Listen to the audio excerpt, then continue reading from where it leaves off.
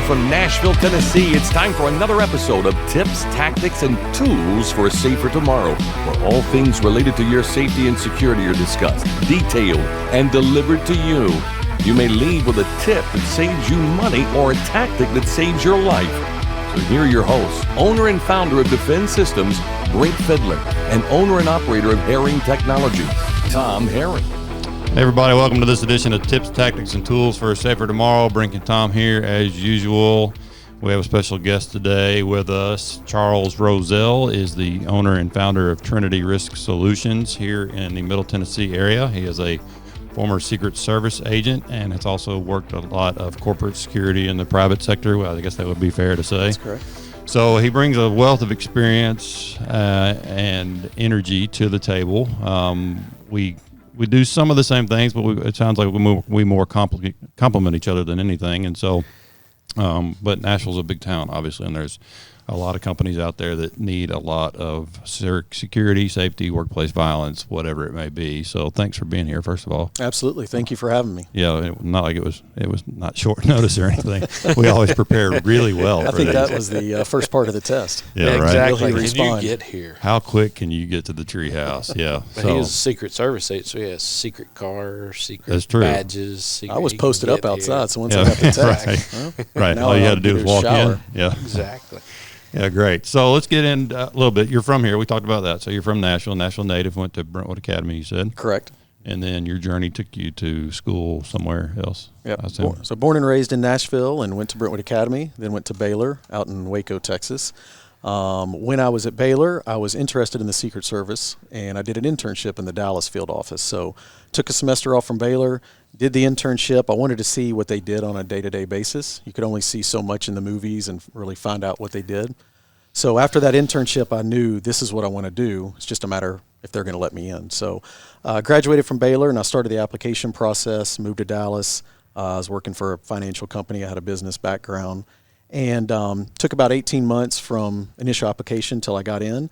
And then I started in the Washington field office and spent 7 years in the Washington field office, then 5 years on the presidential detail. I served the last 2 years of Bush and the first 3 of Obama during that time frame, and then was transferred to the San Diego field office and did around 3 years there. And then after my service time, moved to the private sector for a couple years before moving back to Nashville last year. Got it. So I don't know. See, y'all don't go to FLETC. Where is y'all's? Yeah, actually we do. So we do, it's 2 parts. So we go to FLETC. So I was down in Glencoe, Georgia for half the 6 months training. So about 3 months down in Georgia. And as you know, the basic, tactics, the legal blocks, the physical, and then we go to Beltsville, Maryland, which is right outside of D.C., and that's just Secret Service. So it's, adding on to everything you learned at FLETC, and then the Secret Service specifics, such as the protection block and also specific, criminal investigative tactics in regards to counterfeiting, credit card fraud, all of our statutes. So that was another 3 months, and as everybody says, training is best seen in the rearview mirror. So while you're going through it, you're just ready for graduation day and moving on. But when I look back now, during the Georgia times and the Maryland times, I have a big smile on my face. So did the 6 months of training, and then when I finished that, I was assigned to the Washington field office, and this was during the campaign of 2000. So once we got reported to the field office, we jumped right on the campaign trail. Okay, that's pretty cool. So Tom was telling me that you guys talked, whatever day it was, about September 11th. Obviously, you were still at the Washington field office Correct. At that time. I can't imagine what that was like, but he told me you've got some pretty unique experience from that day. Yeah, absolutely. So starting the day before, September 10th, 2001, I was at the Pentagon landing zone because the president, when he flies out, he'll take Marine One from the south grounds of the White House, take the helicopter to Andrews Air Force Base to get on Air Force One to fly out, and then same coming back. So that Monday when he was flying out, there was a congressional picnic that they were setting up on the south grounds of the White House. Because of that, he couldn't fly Marine One out of the south grounds, so he motorcaded from the White House to the Pentagon, and at the Pentagon landing zone, the LZ, that's where Marine One was. So there were several of us posted up around that, and then he, took that to Andrews and then went to Florida from there. Well, I kept my reporting instructions because I had reporting instructions that said report back, Pentagon LZ, September 11th, 2001. I think it was 2 or 3 o'clock in the afternoon he was supposed to be back. So I was supposed to be there. That night, I got another, back in the pager days, got a page saying, you have a assignment in the morning as well, September 11th, for First Lady Laura Bush. She's going to be going to the Capitol. She was going to be meeting with some congressmen about education. So I got there. I think the assignment started around 7 in the morning. And I was posted next to a Capitol police officer, and this was before she had arrived at the Capitol. And he said, I heard a plane just hit the World Trade Center. He's like, do you mind, since she's not here yet, can I go to our command center just to see what's going on? It's like, absolutely. And then we got a page about it, but at that time we figured some private plane just got misguided, whatever. And by the time he came back, and it was right before she arrived, he said another plane just hit, and then we started getting all the radio traffic. Well, she arrived. The detail leader, the head of her detail, told us all of us agents and Capitol police officers go outside because she's only going to be here a few minutes, since nobody knew what was going on. And he's like, we need y'all to help expedite the route out. At that time, they start, clearing out the Capitol. So you have all these young staffers, a scene of a movie just, running, and you're trying to basically say, stop, we're trying to clear the route out. So she got out of there, and it's about the time she got out, I'll never forget getting a page saying, be advised, there's been an explosion at the Pentagon. And where I was at First and Constitution, looking over my right shoulder, and you could see the black smoke off in the not too far distance. And then obviously, the rest of the day, but it was quite a day. And you can imagine for that next week or two, everybody was on edge. I mean, there were so many, hey, we have a plane inbound, even the rest of that day. But by the end of the day, they had military set up on the streets of D.C., and it was pretty much just military and law enforcement is all you saw. I mean, the whole city was just cleared out. Yeah. So it was definitely interesting, but it was luckily me and all of my coworkers there out of the Washington field office, nobody was injured and nobody got hurt. Did you serve with a guy named Kyle Hemel? Just side note. I recognize that name. I think he was in New York though. But I do recognize at that name. time. Yeah, he's with ATF now. So side note. Yep. So squirrel. But That's what Brink. yeah, I know. Like we never get off topic ever on this extremely. We went serious. this long without going. Yeah, on hanging It's in the pretty basement good. of the fraternity house now. Hey, so. Of course. So I assume that once you all got, and I don't know, you can't get into specifics, but I was in law enforcement at the time, so I remember what the day was like, because and that also brings out all the crazy idiot buttholes that start calling in, false calls everywhere, and I can't tell you how many buildings we cleared that day. It was mind numbing. But just what you did. But I assume you all evacuated to some sort of secure facility in and around the White House area. And then what happened? What this was what the part I found really interesting is what was next. What did you guys do next? Yep. So once we got the first lady out of there, they took her to a undisclosed location. Sure. Obviously, Bush was still traveling. He didn't. And I know that's a whole nother story in itself. The several places he went before. Basically telling his staff and the head of the Secret Service, I'm going back to D.C., which he did eventually land that night. And then, Cheney went to a bunker, an undisclosed location. So once our protectees were in their bunkers and their safe places, they had all the agents from the Washington field office post up around our facilities, like an extra layer of security. So they extended the perimeter of the White House security. So I was about 2 blocks away, and I was at this post on 17th Street, around 2 blocks from 17th in Pennsylvania. And that became a 24/7 post for like the next 2 weeks. And to your point, it was you'd have people walking by you when they were going back to their business. Hey, I saw this person that looks a little unusual down there. So obviously during that time, and even now, you still have to investigate. Just to make sure it's not anything. But it was a lot of that. So you'd be a stationary post, but if somebody came up and gave you some kind of intelligence, you'd have to call the roving post. Hey, can you come check this out? They said they saw this person, blue jeans, black shirt, walking southbound on 17th that had, an unusual looking bag. So it was, everybody was on, especially it seems like the citizens there in DC were on special alert, and they seemed to really like us. I mean, I got more coffees bought for me in that 2-week period than probably a 12-year period of DC. Yeah. Boy, times have changed. But once but it was very interesting, all the stuff you picked up on. But we were posted around the White House, extended perimeter around the White House, our headquarters, which is about 4 or 5 blocks from the White House, and then the Naval Observatory where the Vice President lives.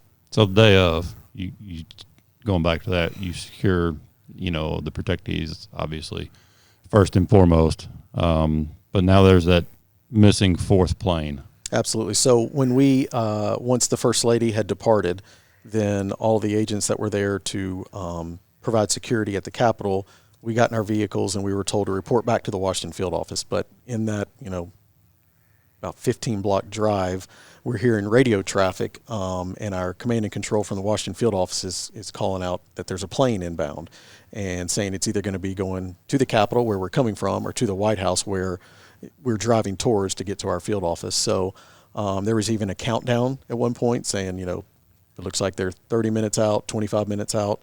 And then it came over that that plane had gone down. At that time, they didn't know, all the details, but they knew that plane was no longer a threat to the D.C. area. And then obviously come to find out it was a plane that went down in Pennsylvania. So, similar to almost like the COVID outbreak now, that 9/11, we didn't have a template for this. Nobody had ever seen this at this kind of scale, right. In our soil. So it was just like in any situation, but magnified. A lot of misinformation out there. A lot of stuff that was put out over the radio or that you heard that turned out not to be true, but you might spend a lot of time and resources focused on that to realize that's not the case. But yeah, that was when we're driving back to the field office and they had the countdown for a plane coming inbound to DC. That was one of those. You start thinking, well, what can I do? What have I learned in my 6 months of training How do you to stop a plane? I mean, this little thing on the side of my hip is not going to help. SIG is a bad mamma jamma, Absolutely. right? So I mean, they are, but not for that. that's one of those where you just okay. Yeah, I here guess it comes. We'll hunker down, right? Yeah. I mean, we're told to cover and evacuate. We're not told just to stand there and take the hit from a plane. Well, of course, that changed the landscape of a lot of things, obviously, that day, just like Columbine changed the landscape of what we're doing as far as law enforcement response. And, Right.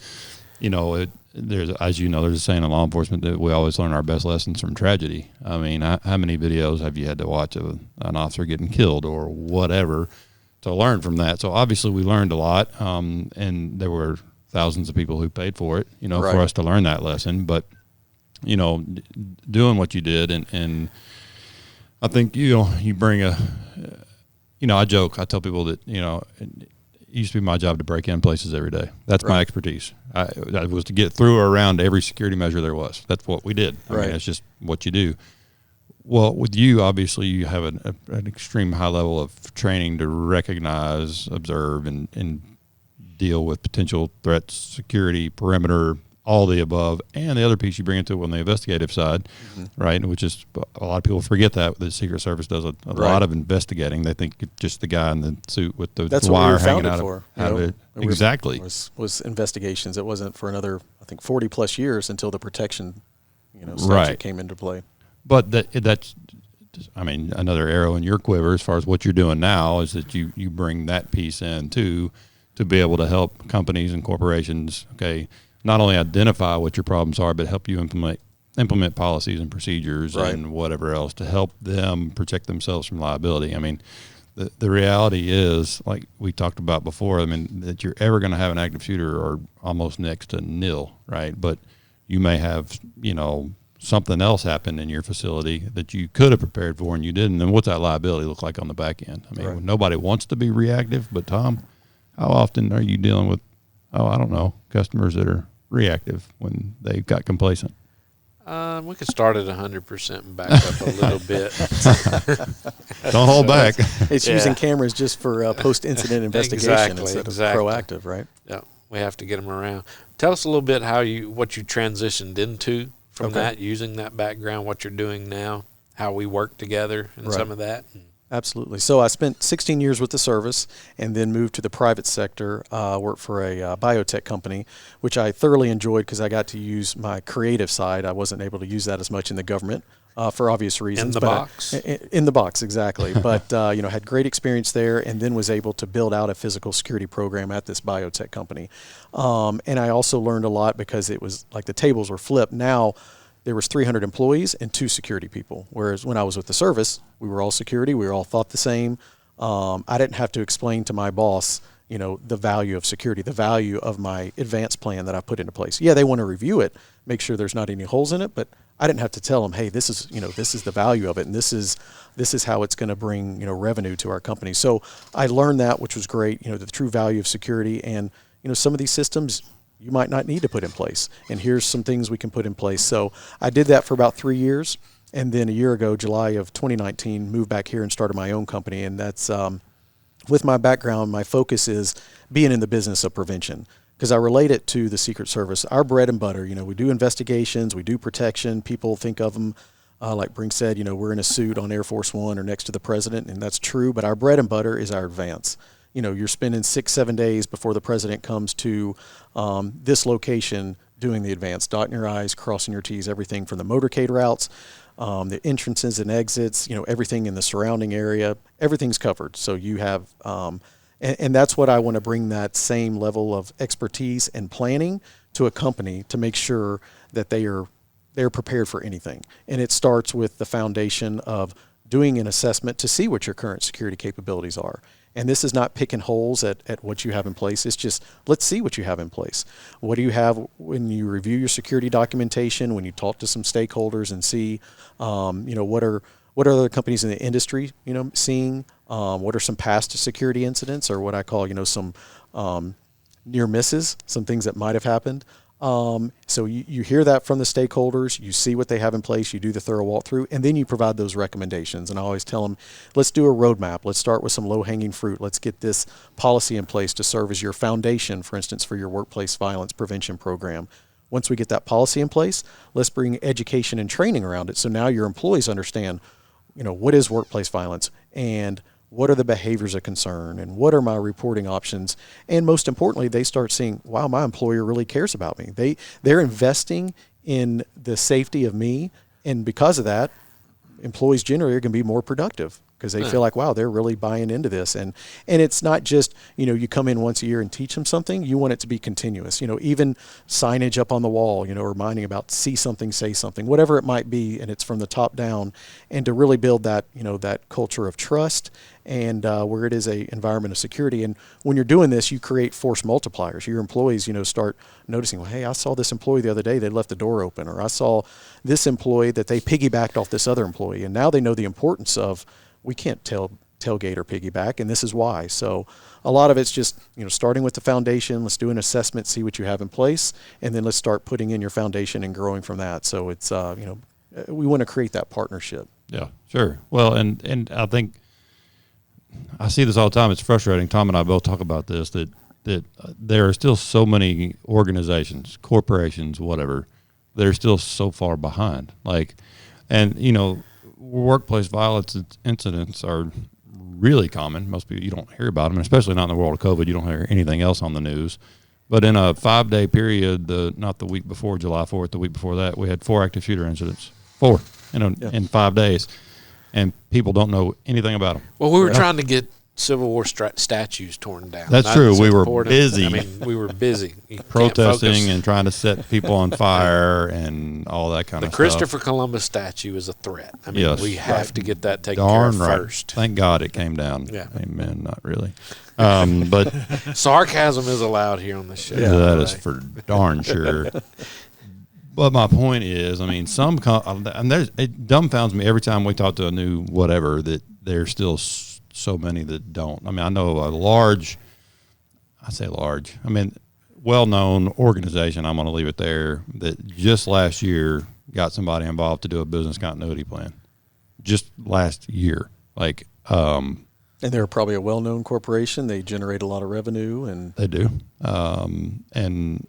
It's like, but I'm so careful. I don't ever want to be accused of fear mongering. I'm not trying to come in and scare the crap out of you to hire us. That's not what we do. And so convincing people who are not like-minded, like you and I, and that are civilians that are in the industry, convincing them why they need to bring you in, without trying to scare the daylights out of them. Right. It's a delicate balance, as you know.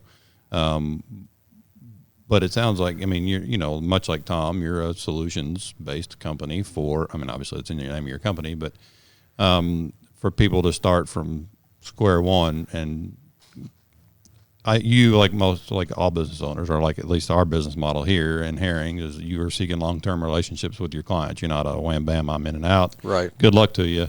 You want to come back and continue to service that organization in however they see fit, and God forbid something ever happened, and they put, your policies and procedures and protocols in place, and then they have to deal with the back end of it. I mean, I assume that that's something you guys commit to also, right? Is should they ever have it, to be there for them and to be that consultant to kind of walk them through post-incident stuff. Is that fair? Absolutely, because as you mentioned, part of a business continuity plan. Not that I author business continuity plans, but you have these policies and procedures, but then you also have active shooter preparedness or active shooter training, but then you have crisis management. Right after something does happen, so that's all part under that umbrella. But yeah, you're right. Sometimes it is hard to, as you said, convince. I like to inspire potential clients. Like here's what's out there. And also to your point, you don't want to use, or I don't think you need to use security as a scare tactic, like just throw them with all these stats to scare them. But it is a fine line, like you said, and I think it's important sometimes to let them know the stats. For instance, workplace violence. I think most people think of it's active shooter. It's something that, there was a gun drawn and somebody was killed or seriously wounded. Sure. But that's not the case. And they say, I think the stats are over 2 million Americans are victims of workplace violence every year. That's a very large number, and that's what's reported. So I guarantee you it's north of 2 million because a lot goes unreported. But a lot of it's, it's sexual harassment. It's verbal assaults. It's not, Tom pulling a gun on somebody. It's so much more, and that's what we talk about, the workplace violence, your prevention program, creating that environment of trust, that culture of trust. So you start to recognize, well, this employee, I know they have this going on at home, and it's spilling over into the workplace, so let's get help for this employee. Because let's face it, if you are a company like Amazon and something bad happens and it comes to litigation, it's probably not going to affect them too much. But, the last stat I saw was the average out-of-court settlement for workplace violence incident is about $500,000. The average jury award is about $3 million. If you're a small to medium-sized business, I don't know if your doors are going to remain open. So now you're worried about litigation, brand and reputation, and the productivity of your employees is going to go south at least for probably 3 to 6 months, and you probably have a lot of employees leave because they don't feel safe. So I think it's important to talk to potential clients about some of the stats, just what's out there, but most importantly, inspire them on what we can do and what we can put in place so they do feel more safe, secure, and productive. Well, and they're beginning to realize this is still new in the insurance industry, right? The underwriters still are very nervous about a lot of this stuff, which they're underwriters, so they stay nervous all the time. But they got to pay. Yeah. But however, society itself and corporations and organizations are slowly, and I mean slowly because good Lord, how long does it take? Beginning to realize that if they were aware there is something they could have provided to their employees, or their employees are aware there was something that could have been provided and they failed to do it, they're on the hook. I mean, and that's, so that is beginning to permeate, and people are beginning to wake up, and it's just part of our society. Like I said, it's not always an active shooter. And in the medical stuff that we do, you're far more likely to come upon a bad car crash than you ever are an active shooter event. Right. You're probably going to use that tourniquet to save somebody's life at a car accident, realistically. But that doesn't mean you don't need it. And, and obviously you have a business doing this, and I have a business doing what I do for a reason, because there is a need. But it's people, number one, finding out you exist, which we talked about, is the security synergy, Tom likes to call it, but of a network of people that, at the end of the day, we're after the same goal, and that's to help people stay safe. I mean, exactly. that's you didn't get into the Secret Service, I guarantee you, because you wanted to be an expert counterfeit investigator, because that's about How did the you most know that? boring thing on the planet. I know that's for some people, but the protection side is why you got into Secret Service. Right. I mean, I don't want to put words in your mouth. That's why I got into law enforcement. Exactly I wanted to help keep people safe. And, all criminals are, there's the criminal that is not a bad person. They make bad decisions. And then there's just bad people. And then there's truly pure evil people that are out there. And I know you're familiar with the sheepdog and wolf analogy, but, you don't have to be in law enforcement or military to be a sheepdog. Tom is absolutely a sheepdog and is wired that way, period. He's not a sheep for sure. He can be a wolf if he needs to be, but he knows how to turn it on. But that's the sheepdog in him, right? I mean, that's the thing, and so takes some time to balance it at times. But most people, as you know, are sheep. the vast majority of people just want to go about their day and not let evil come knock on their door or whatever else. But what we're also beginning to see, which is why you have a company and I do too, law enforcement is, I don't care what the incident is, if it's you get cracked over the head at work with a coffee pot or somebody shooting up the building, the cops are not going to be there to prevent it, period. Right. That is just reality. They're not going to be there. Sorry. And so taking a proactive approach, like you do, like we do, empowering your people, empowering your, not just upper level management, but everything down to the guy in the mailroom. Right. That, they can do something to help themselves, to keep themselves safe, to keep their family safe when they're out there. Because we have all sorts of topics on this podcast, but everything from talking to Metro officers who plan the stuff for the NFL draft. And of course, obviously that's often your world as well, but just the whole shebang, it all goes back to most people walking around don't have that. It can be called up within them though, if they're given the right tools to know how to identify that. And, that's what you guys are after, right, is providing those tools to help people stay safe. And at the end of the day, who that owns a company does not want that? I mean, like, at the end of the day, the safety and security of your employees, that's the same if you run a company, if you run a city, or if you run a country. The safety and security of your people is first. Right. Because if not, well, what do you have? So it's your people are your number one asset. At least that's what they're going to tell you, and hopefully that's what they believe. Right. It's not the lab equipment that they have that's making millions. It's their people. And OSHA does have standards in place, but not general industry regulations. So that's another thing I'll talk about with clients. OSHA does have a standard, and their general duty clause says you have to provide a workplace that is free of recognized hazards. Obviously, that is a very broad statement, but there is something out there. So recognized hazards, one of the recognized hazards is workplace violence. So they are saying you have to provide a workplace that is free of workplace violence. Now, they haven't set a standard saying you have to have this in place or this in place. I think that is coming sometime in the near future, maybe in a year or two, where you would have to have a prevention program, or at least start with a policy. But let them know you do have to. That is a general. And if something happens, not only are you going to worry about the incident, maybe what happened to your employees, loss of productivity, but you could have OSHA investigators come in and, on top of all the other bad things, have a general duty citation. And it might be $5,000 or $10,000, but that's just another slap in the face on top of maybe some lost productivity, some litigation. Probably going to be on the local news, so your brand and reputation is going to take a shot. So absolutely, yeah, you're right. So again, you're not fear mongering, and neither are we, and neither does Tom. We really are after education and empowerment, all of us, right? And at the end of the day, to help people stay safe. So again, thanks for coming on. Thanks for the rapid response. I mean, you Absolutely. are Secret Service, so that's that's right. Has something to do with it, I'm sure, and you must not live far because you got here pretty quick. Did you ever get to see the president? I know everybody wants to know that. I mean, he protected the president, right? I probably saw him way more than he. Got to see him a pretty good bit. You got to see the personal side of the president and the first family, which was neat. You see they're human beings. Where you just see them on TV, you start to wonder. But you see the personal, the human side. You see them at holidays and with their families. So I'll leave it at that. Yeah. No, that's cool. But again, thanks for doing this today, and I look forward to some synergy between our companies moving forward. Obviously, I found Tom a long time ago, and he can't get rid of me. So, my name's even on the wall. Our company name's on the wall over there, right? So we have another spot too. Yeah, we do. For JMVO, possibly. Yeah, that's right. That's right. That's what we're going to put. Jim McCarthy voiceovers. That's right. Herring.